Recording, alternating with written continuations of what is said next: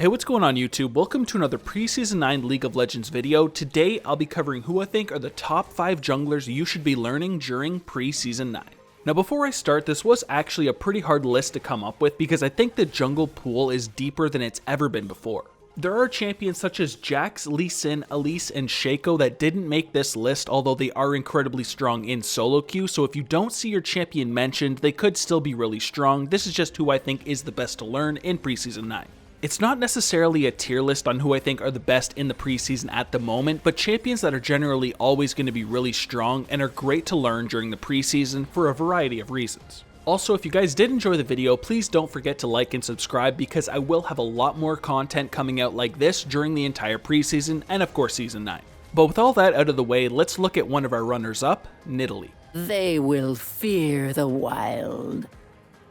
So the reason Nidalee almost made it into our top 5 is because she is a very strong early game jungler, and that of course works great in this current meta. She does however have a really high skill cap, and she is pretty popular in Korea, but something you don't see too often in North America or Europe. She is a very fast-paced jungler that is pretty skill shot reliant as well, because if you're not landing your spear, you're unable to jump onto the target. It is pretty hard to engage if you can't land the spear. She also has a pretty damn good jungle clear as well because she does have multiple AoEs when in Cougar form, but clearing the jungle is actually harder on her than most champions. She's a great champion to learn just to learn how to kite jungle camps and take as little damage as possible. Since Nidalee is a really strong early game champion and she's great at clearing through the jungle, she's also really solid to learn how to counter jungle your opponent. You'll want to spend a lot of time looking at the movement of the enemy jungler, and if you see them going for ganks or they're clearing things like Scuttle Crab, you want to take advantage of this and go into their jungle and take their camps whenever possible. Like I said before, although she is a really strong champion, she's not seen too much in North America or Europe, so you can take advantage of that because people don't really know how to deal with a Nidalee.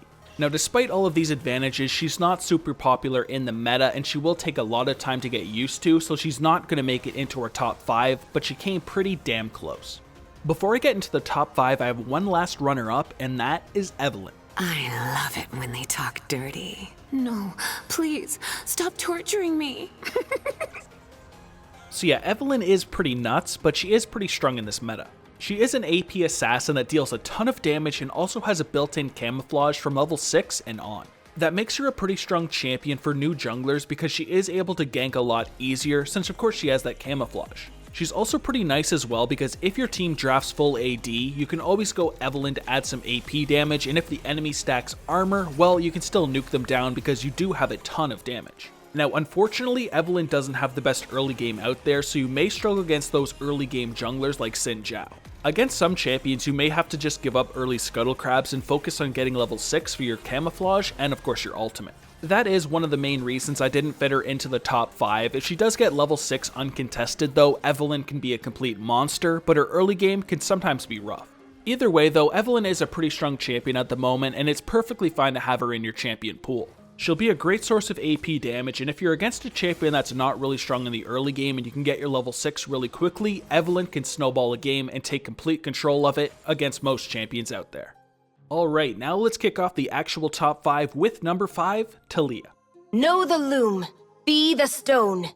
Thalia kicks off our top 5 because she is a very high damage champion that also brings a lot of control into ganks and teamfights.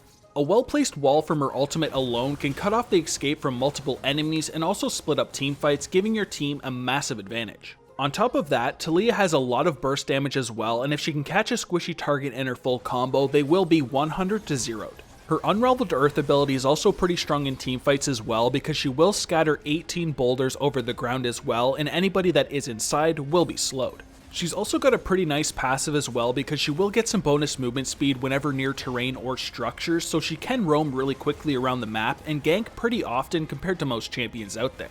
Her abilities are also really strong at kiting enemies as well, so if she is against something immobile like say a Darius, she can pretty much just kite him indefinitely.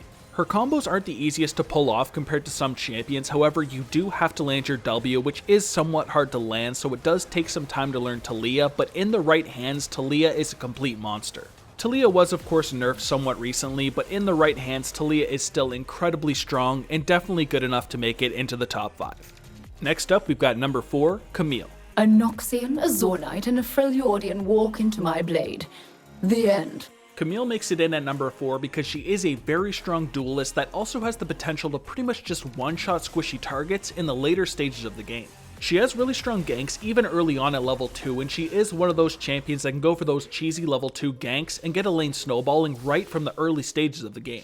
Her ultimate is then incredibly strong for ganks as well because the enemy won't even be able to flash away when she does have her ultimate available. Although your ganks are pretty strong early on, you do have to be careful of the enemy jungler because you're not the best early game duelist. You do have incredible scaling however, but make sure you're careful of where the enemy is at all points in the early game. When you do get your level 6 and you do have your Churny Force, there are very little champions in the game that can actually fight you.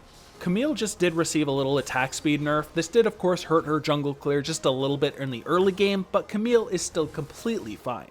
When playing Camille, basically you'll just want to go for your early cheesy gank and then focus on hitting your 6 as quickly as possible because this makes your ganks much stronger.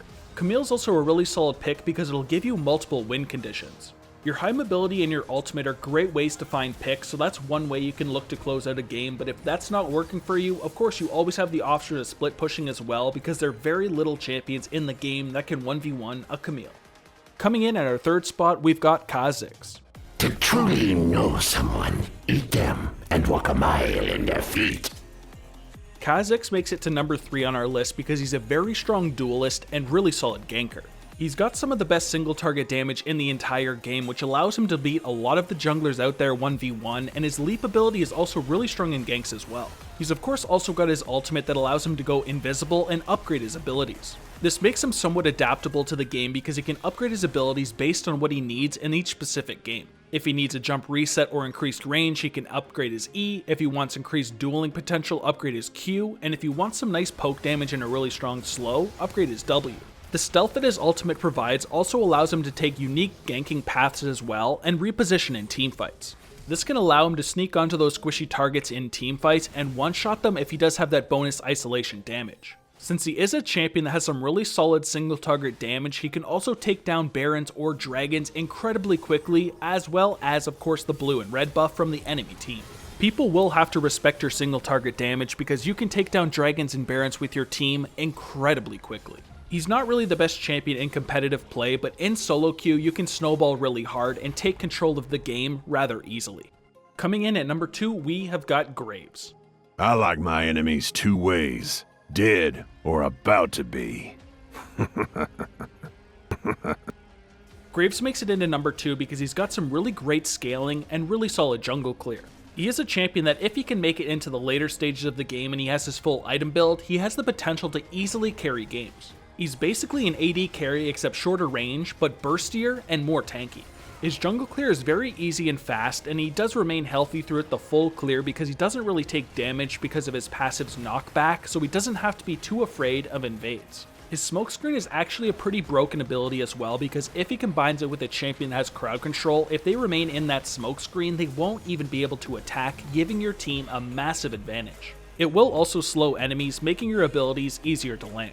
Graves is a champion that does have some pretty decent mobility as well because you can use your E to dash over walls, which allows you to take some unique invades or ganking paths.